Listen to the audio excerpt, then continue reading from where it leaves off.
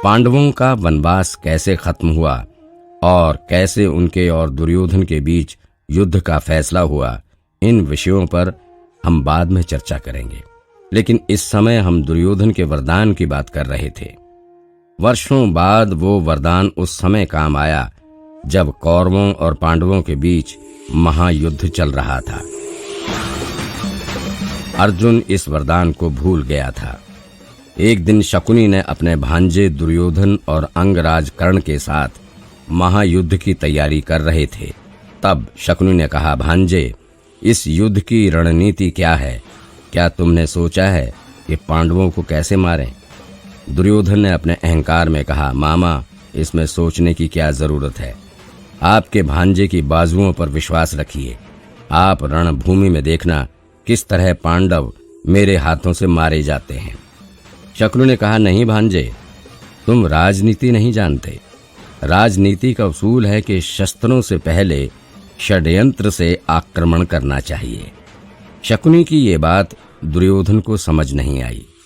शकुनी ने समझाते हुए कहा, बेटे दुर्योधन, पांडवों को मारने के लिए उनकी कमजोरी पर विजय प्राप्त करो।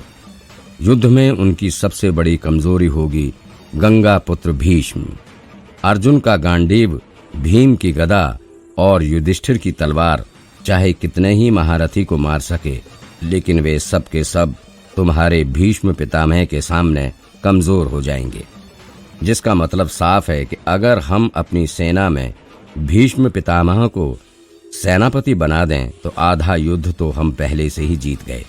बचा हुआ आधा युद्ध तुम अपनी बाजुओं से जीत लेना। शकुनी मामा का ये विचार दुर्योधन को अच्छा लगा।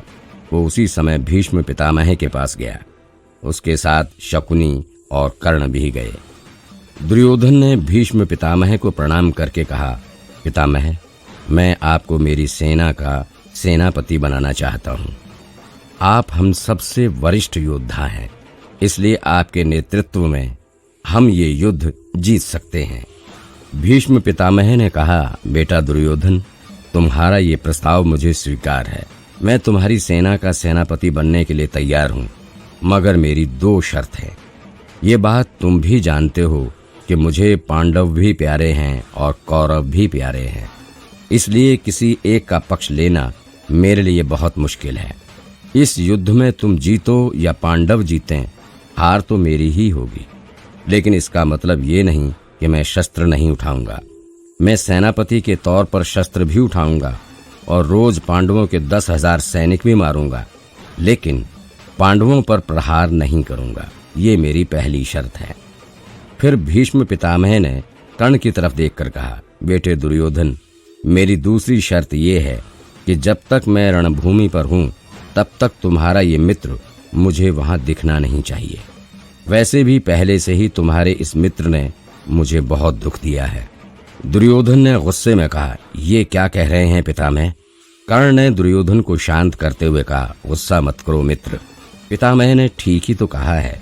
मुझे भी पितामह के साथ युद्ध करना स्वीकार नहीं, लेकिन तुम्हारा मित्र होने के नाते मैं तुम्हें ये वचन देता हूँ कि जब पितामह रणभूमि पर वीरगति को प्राप्त हो जाएंगे तब मैं अपना धनुष लेकर रणभूमि में आ जाऊंगा।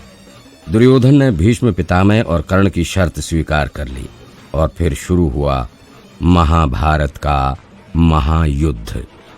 शर्त के मुताबिक युद्ध के पहले 10 दिनों तक दुर्योधन ने अपने दादा गंगापुत्र भीष्म पितामह को सेनापति बनाया था।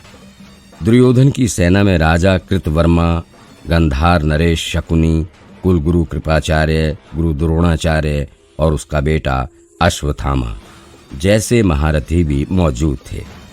दुर्योधन ने अपने सभी भाइयों को भी सेना में जोड़ दिया। महाभारत का भीषण युद्ध एक अहम मोड़ पर आ चुका था। कौरवों में बहुत से भाइयों की मौत हो चुकी थी। पिछले 4 दिनों से कौरव के भाई मर रहे थे, जबकि पांडव का एक भी भाई नहीं मरा। ये देखकर दुर्योधन को अब अपने पितामह की शर्त भारी पड़ने लगी। पितामह की शर्त थी कि वे पांडवों पर प्रहार नहीं करेंगे।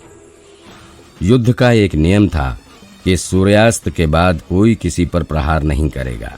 इसीलिए युद्ध के बाद दोनों पक्ष के लोग एक दूसरे को मिलने जाते थे।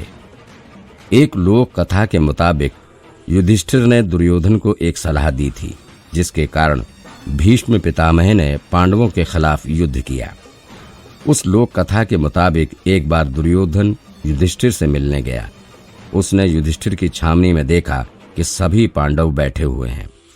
दुर्योधन ने युधिष्ठिर से कहा, धर्मराज युधिष्ठिर, मैं आपसे अकेले में कुछ बात करना चाहता हूँ। भीम ने युधिष्ठिर से कहा, भैया मैं आपके साथ रहता हूँ। युधिष्ठिर ने कहा, भीम चिंता ना करो, रात हो चुकी है, इसलिए दुर्योधन मेरे पर प्रहार नहीं करेगा। वो सिर्फ मुझसे कुछ बात करना चाहता है। युधिष्ठिर की आज्ञा से वे चारों कुंती पुत्र छावनी के बाहर चले गए। युधिष्ठिर ने कहा, कहो दुर्योधन, क्या बात है? इतनी रात गए दुश्मन की छावनी में कैसे आना हुआ? दुर्योधन ने कहा, भैया पितामह की चिंता मुझे आपके पास खींच लाई है। ये बात तो आप भी जानते हैं कि पितामह आप पांचों भाइयों से कितना प्रेम करते हैं, लेकिन अब उनका ये प्रेम युद्ध में विनाश का कारण बन रहा है। वे मुझे बिल्कुल साथ नहीं दे रहे, सिर्फ नाम मात्र का साथ है।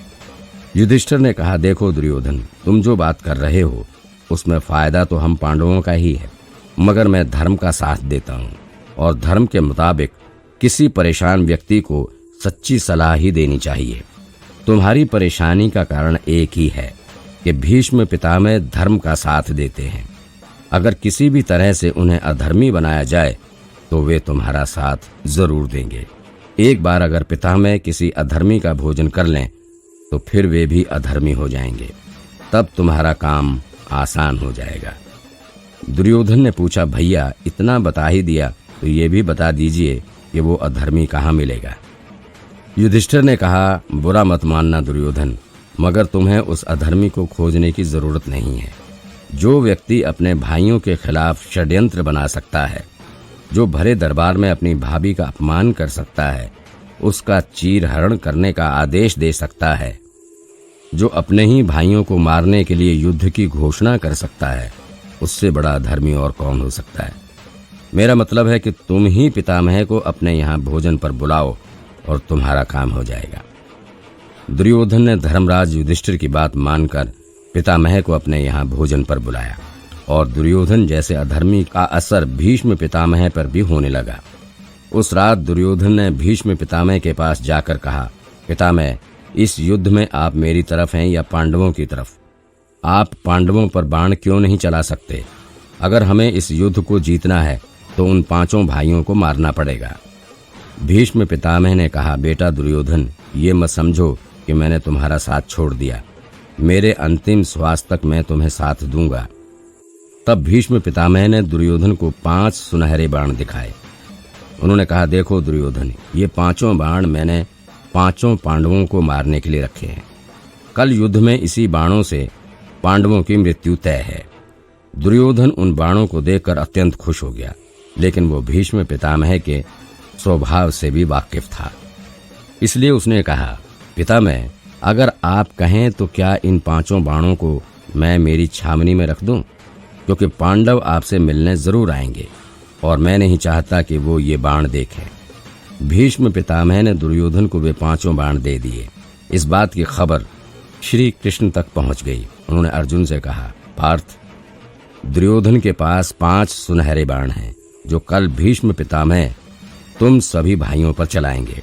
इसलिए इसी समय तुम दुर्योधन की छावनी में जाओ और उससे वो 5 सुनहरे बाण मांग लाओ, जिससे तुम 5 भाइयों की मृत्यु हो सकती है। अर्जुन ने कहा, केशव, ये कैसे मुमकिन है? दुर्योधन वो बाण मुझे क्यों देगा? तब कृष्ण ने अर्जुन को वो वरदान याद दिलाया जो दुर्योधन ने उन्हें वनवास के दौरान दिया था। अर्जुन ने उस वरदान का उपयोग किया और दुर्योधन से भेंट के रूप में वो 5 बाण मांग लिए। दुर्योधन भी वचनबद्ध था, उसे वो 5 बाण देने पड़े। इस तरह दुर्योधन का अहंकार ही उसकी मृत्यु का कारण बना था।